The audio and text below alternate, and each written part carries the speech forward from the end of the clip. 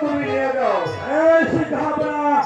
আমি এই চাষার বাচ্চাকে এই অন্ধকারে কারে কক্ষে নিয়ে আবদ্ধ করে রাখবো।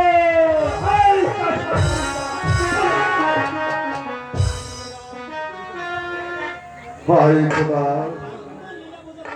তোমার লীলা বোঝা বড় কঠিন। জাহাপনা জাহাপনা কোথায় কোথায় এখানে তো কাউকে দেখতে পাচ্ছি না জাহাপনা।